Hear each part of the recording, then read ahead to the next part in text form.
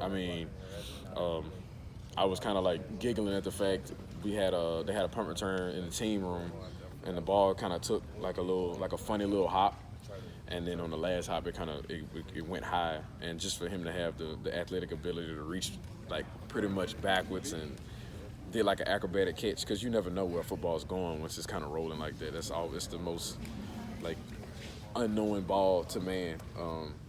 And I mean, he jumped in the air, kind of snagged it sideways, and was still able to pretty much do a spin out of the air from catching the ball, hit the ground, and still get like 15 yards on a punt return. I mean, it doesn't get any better than that. His hands to be able to do that are so impressive, right? Like he's got is it something where he's able to just snatch a ball out of the air? He doesn't need to let it come to his body.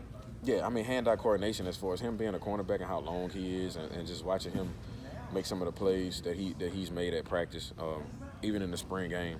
How he caught that interception. Hand-eye coordination is off the charts. How much different is it running out of the shotgun instead of, I guess, with the center lined up under center? You know, as a running back, you still have the same reads. You can say you're more downhill, but you know, you can call an inside zone out of shotgun, and you can also call an inside zone out of I formation. And for a running back, you still have the same reads. Might be a little bit faster, but for the most part, I mean, I don't want to say it's pretty much the same. Some guys have a preference, but I mean, I feel like I can do both. Is that something you did at Catholic prior? Yeah. We were a spread offense out of at Catholic, and then, you know, like my first years when Coach Fertitta wasn't at Catholic, we were pretty much an I team under Coach Weiner's offense. So I'm like, you know, there I ran both offenses as far as formations and whatnot, and here I also did the same thing. How good was it to see those freshman running backs kind of get some more run in that second half, and just kind of how much you think you guys are going to have to rely on them down the stretch here? Oh, we were excited. I mean, when they came, we came back to the sideline, hugging them and whatnot. I mean, always happy for a guy that always gets in the end zone. I mean, no matter what, freshman, whoever. But like you said, SEC play is getting to get down to crunch time, and you can't rely on one person to run the ball. And, you know, that was put on display pretty much all LSU's time.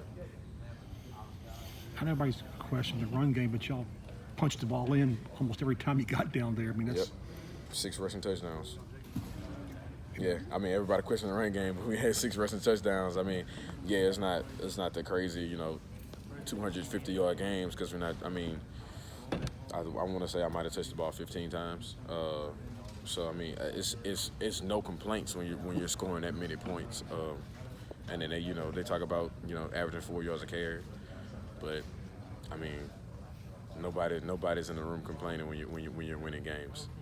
Do you think you're still trying to educate LSU fans on this offense? Like, we're not going to run for 250, okay? We're throwing the ball and punt, you know, and I mean, this is just the way it is, you know. I mean, if it comes down to it, and we have a defense that's you know, that we're facing that may not be big on, you know, running like run games, then, you know, we're going to run the ball. We always having this offense gives you the best of both worlds. You don't have to, you know, go, okay, we're going to run the ball no matter what, and then pass it if it comes open. I mean, you have the option to do whatever you want. That's the you know, the big name in the RPO, run pass option. So it's something that's, you know, you never really know going into a game.